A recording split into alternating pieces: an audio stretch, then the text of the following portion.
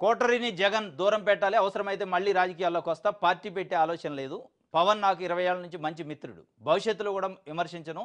మాజీ ఎంపీ విజయసాయిరెడ్డి నిన్న ఒక రెడ్డి సంక్షేమ సంఘానికి సంబంధించిన ఒక మీటింగ్లో మాట్లాడండి ఆయన. ఆ మీటింగ్లో మాట్లాడుతూ జగన్మోహన్ రెడ్డి గురించి మళ్ళొకసారి బయటికి మాట్లాడి ఈ మధ్యకాలంలో బయటికి రావట్లే ఆయన. రాజకీయాలను నేను పక్కన పెట్టిన వ్యవసాయం చేసుకుంటున్నా అన్నాడు. కానీ మళ్ళీ అవసరమైతే రాజకీయాల్లోకి వస్తా అని చెప్తూ పవన్ కళ్యాణ్ పొగిడారు. పవన్ కళ్యాణ్ పొగుడుతూ పవన్ కళ్యాణ్ నాకు 20 సంవత్సరాల నుంచి మిత్రుడు, ఆయన ఎప్పుడు నేను విమర్శించను కూడా భవిష్యత్తులో అని చెప్పే కార్యక్రమం చేస్తూ ఇంకోటి జగన్మోహన్ రెడ్డి గురించి, జగన్మోహన్ రెడ్డి సమర్థుడే, జగన్మోహన్ రెడ్డి మంచోడే, కానీ ఆయన చుట్టూ ఉన్న కోటరీయే, ఆ కోటరీ వల్లనే నేను బయటకు రావాల్సి వచ్చింది, నన్ను బయటికి పంపారు అని చెప్పి జగన్ను పొగిడే కార్యక్రమం, ఆయన చుట్టూ ఉన్న వాళ్ళని విమర్శించే కార్యక్రమం చేసిన ఆ పేర్లు చెప్పట్లే. కాకపోతే ఫస్ట్ నుంచి కోటరీ అంటాడు కానీ ఆ కోటరీ ఎవరు అనేది చెప్పట్లే. ఆ కోటరీ వలన వైఎస్ఆర్సీపీ దెబ్బతింటుంది. భవిష్యత్తులో కూడా ఆ కోటరీని జగన్మోహన్ రెడ్డి దూరం పెడితే తప్ప వైఎస్ఆర్సీపీ బతికి బట్టగట్టదు, జగన్మోహన్ రెడ్డి మళ్ళీ అధికారంలోకి రాడు అనే ఒక కాంటెక్స్ట్లో చెప్పిండు ఆయన. చెప్తూ పవన్ కళ్యాణ్ పొగిడిండు. వాస్తవంగా విజయసాయిరెడ్డి ఎంపీ పదవికి రాజ్యసభ సభ్యత్వానికి రాజీనామా చేసి వెళ్ళినప్పుడు బీజేపీలో జాయిన్ అవుతాడు, మళ్ళీ ఆయనకే రాజ్యసభ ఇస్తాడని ఒక చర్చ జరిగింది. బీజేపీ గురించి ప్రస్తావించట్లా, పవన్ కళ్యాణ్ పదే పదే ప్రశంసించే కార్యక్రమం, పొగిడే కార్యక్రమం చేస్తారు. మరి ఏమన్నా అటువైపు ఆయన దారులు వేసుకుంటుండా తెలియదు, కానీ వేసుకుంటూ జగన్మోహన్ రెడ్డి వెనకున్న కోటరీ గురించి మాట్లాడిండు. చంద్రబాబు నాయుడు గారు కూడా నాకు వ్యక్తిగతంగా ద్వేషం లేదు అని చెప్పే ప్రయత్నం విజయసాయిరెడ్డి చేసిండు. దీని అర్థమైన ఆయన జగన్మోహన్ రెడ్డి పార్టీ నుంచి బయటకు వచ్చిన తర్వాత బీజేపీలో జాయిన్ అవుతాడు అనుకున్నారు. అక్కడ డోర్లు క్లోజ్ అయినాయా, చంద్రబాబు నాయుడు గారు డోర్లు క్లోజ్ చేయించిండా, ఇప్పుడు జనసేన వైపు పవన్ కళ్యాణ్ వైపు ఏమైనా చూస్తుండా, వాళ్ళు బీజేపీ వైపే పోకుండా ఆపిన ఆయన జనసేన వైపు కూడా రాకుండా ఆపుతాడంటే ఆ రోజు ఉన్న పరిస్థితి వేరు, ఈ రోజు ఉన్న పరిస్థితి వేరు. ఆపిన ఆగకపోవచ్చాము, కానీ మొత్తానికైతే ఆయన మనసులో మాట మళ్ళీ రాజకీయాల్లోకి వస్తాడు, మళ్ళీ రాజకీయాల్లోకి వచ్చేదానికి ఒక ప్లాట్ఫామ్ ఏర్పాటు చేసుకుంటుండా, ఒక రాజకీయ పార్టీని ఎన్నుకుంటుండా అనేది, ఎంపిక చేసుకుంటుండా అనే ఒక చర్చ అయితే జరుగుతుంది.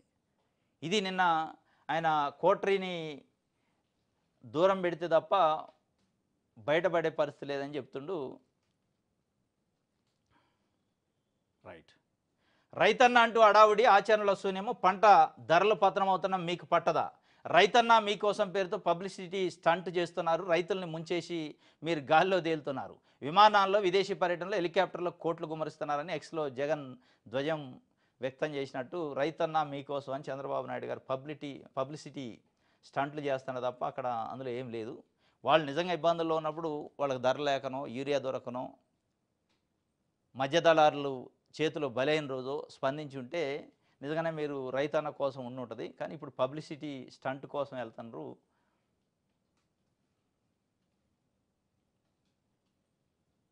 రైట్.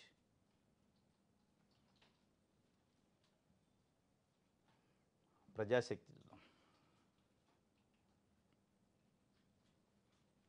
గూగుల్ కోసం బెదిరింపులట, భూములు ఇవ్వకపోయినా ప్రభుత్వం తీసుకుంటుందంటూ ప్రచారం, తుర్లవాడలో డ్రోన్ సర్వే, సాయిల్ టెస్టింగ్ పనులు, పోలీస్ పహారా, 49 మందికి గాను 32 మంది భూములు ఇచ్చేందుకు ససేమేర. తుర్లవాడ దళితుల సాగులో ఉన్న డీ పట్టా భూములకు సంబంధించి విశాఖపట్నం భీమిలి నియోజకవర్గ పరిధిలో ఆనందపురం మండలం తుర్లవాడలో గూగుల్ డేటా సెంటర్ కోసం ఆ స్థానిక ఎమ్మెల్యే గంటా శ్రీనివాసరావు ఆఫీసర్లను పురమాయించి ఆయన కూడా డైరెక్ట్ ఇన్వాల్వ్మెంట్ అయ్యి రైతులను బలవంతంగా ఒప్పించే ప్రయత్నం చేస్తున్నాడు. ఒకవైపు చంద్రబాబు నాయుడు గారు, కూటమి ప్రభుత్వం రైతన్న మీకోసం నేను వస్తా అంటుంది. అదే రైతన్నలను బెదిరించి గూగుల్ కోసం భూములు గుంజుకుంటున్నారని ప్రజాశక్తి పేపర్ రాసింది. వాస్తవంగా జరుగుతున్నది. 49 మంది దళిత రైతులు ఉంటే, ఒక్కొక్క మనిషికి ఎకరమో, అర్ధ ఎకరమో, లేదా 2 ఎకరాలు ఉంటే, మేము భూములు ఇచ్చే పరిస్థితి లేదు, ఇస్తే మా జీవనం ఇబ్బంది అయింది, మా బతుకులు బజారు పాలైతే అంటే బెదిరించే కార్యక్రమం అట. ఇక్కడ స్థానిక ఆర్డీఓ వచ్చి డైరెక్ట్ బెదిరించే కార్యక్రమం చేసినట్టు. మీరు ఇచ్చినా, మీరు ఇవ్వకపోయినా, మీరు సంతకం పెట్టినా పెట్టకపోయినా ప్రభుత్వం బలవంతంగా గుంజుకుంటుంది, అనివార్యం. ఎకరానికి ఇంత అని ఇస్తాం, 25 లక్షలు ఏదో పరిహారం అట ఇస్తాం, అది తీసుకొని మీ పని మీరు చేసుకుంటేనేమో మంచిది, లేదు అంటే బలవంతంగా గుంజుకునే కార్యక్రమం ఉంటుంది, ఎట్టి పరిస్థితులు ఆగదని చెప్పారట. అయినా 49 మందిలో 32 మంది సంతకాలు పెట్టలే. ఆ 32 మందిని నయాన భయాన బెదిరించే కార్యక్రమం చేస్తున్నట్ట ఎమ్మెల్యే మనుషులు, ఆఫీసర్లు, పోలీసులు వీళ్ళతోని. దాంట్లో ఇండ్లు కూడా ఉన్నాయట. డీ పట్టాలలో చిన్న చిన్న గుడిసెలు వేసుకొని జీవించే పరిస్థితి, వాళ్ళను కూడా ఖాళీ చేస్తున్నాడు. ఒకవైపేమో రైతన్నా మీకోసం నేను వస్తున్నా, మీ బాధలు నాకు తెలుసు, నేను అర్థం చేసుకుంటా అనేటప్పుడు వాళ్ళు కన్విన్స్ చేయాలి. కన్విన్స్ చేసే పరిస్థితి ఉండాలి, బెదిరించే పరిస్థితి ఉండొద్దు. బెదిరిస్తుంది గూగుల్ డేటా సెంటర్ కోసం అని చెప్పి. ఇప్పుడు పారిశ్రామికవేత్తల కోసం మీ తపన, పారిశ్రామికవేత్తలని ఇచ్చే మీకు భరోసా రైతులకి ఇవ్వట్లే. రైతుల దగ్గరనే బెదిరింపులు, వాళ్ళ దగ్గరేమో బేద ఏడుపులు, వాళ్ళ దగ్గర పోయి కాళ్ళు మొక్కే కార్యక్రమాలు. ఎందుకంటే లూలు కంపెనీ అధినేతని కారు దాకపోయి సెండ్ ఆఫ్ ఇచ్చిండు చంద్రబాబు నాయుడు గారు. అదే రైతుల దగ్గరకు వచ్చేటాలకి వాళ్ళు కాళ్ళ వెళ్ళబడ్డ వదిలిపెట్టే పరిస్థితి లేదని చెప్పి ఒక వార్తని ప్రజాశక్తి ఇచ్చింది. రైట్. కేంద్రపాలిత ప్రాంతంగా చండీగఢ్ బిల్లుపై ప్రతిపక్షాల ఆగ్రహం, తుది నిర్ణయం తీసుకోలేదన్న కేంద్ర హోంశాఖ. కేంద్ర ప్రభుత్వం హోంశాఖ వచ్చే పార్లమెంటు శీతాకాల సమావేశాల్లో పంజాబ్, హర్యానాకు ఉమ్మడి రాజధానిగా ఉన్న చండీగఢ్ పైన ఒక కుట్ర చేయబోతుంది. ఆ రాజధానిని కేంద్రపాలిత ప్రాంతం, ఇప్పుడు కేంద్రపాలిత ప్రాంతం రాష్ట్ర పరిధిలోకి తీసుకొచ్చే కార్యక్రమం. వాస్తవం కేంద్రపాలిత ప్రాంతాల్లో అసెంబ్లీ ఉండి, రాష్ట్రానికి అసెంబ్లీ, మంత్రివర్గం, రాష్ట్ర ప్రభుత్వం ఉంటే కేంద్రపాలిత ప్రాంతం పరిధిలోకి రాదు. అక్కడ హర్యానాకి, పంజాబ్కి 2 రాష్ట్రాలకు అసెంబ్లీలు ఉన్నాయి, 2 రాష్ట్ర ప్రభుత్వాలు ఉన్నాయి. కానీ పంజాబ్లో ఆమ్ ఆద్మీ పార్టీ ఉంది. ఆమ్ ఆద్మీ పార్టీని కట్టడి చేసే కార్యక్రమం కోసం ఆమ్ ఆద్మీ పార్టీకి సంబంధించిన పంజాబ్ క్యాపిటల్ సిటీ చండీగఢ్ కాబట్టి ఆడ కంట్రోల్ చేయడం కోసం ఇవన్నీ ఎత్తుగాడలు. ఇప్పుడు ఢిల్లీలో ఎట్లయితే లా అండ్ ఆర్డరు, హోంశాఖ మంత్రిత్వ శాఖ కేంద్ర ప్రభుత్వం చేతిలో ఉంటుందో ఆ పరిస్థితి అక్కడ తీసుకొని రావాలి.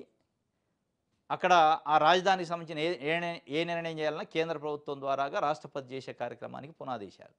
దానికి పెద్ద ఎత్తున విమర్శలు వచ్చినాయి. వాస్తవంగా ఇప్పటిది కాదు, పంజాబ్ ఎప్పుడైతే పంజాబ్ హర్యానా నుంచి విడిపోయిన తర్వాత హర్యానాకి పంజాబ్ కలిసి అక్కడే రాజధాని పెట్టారు.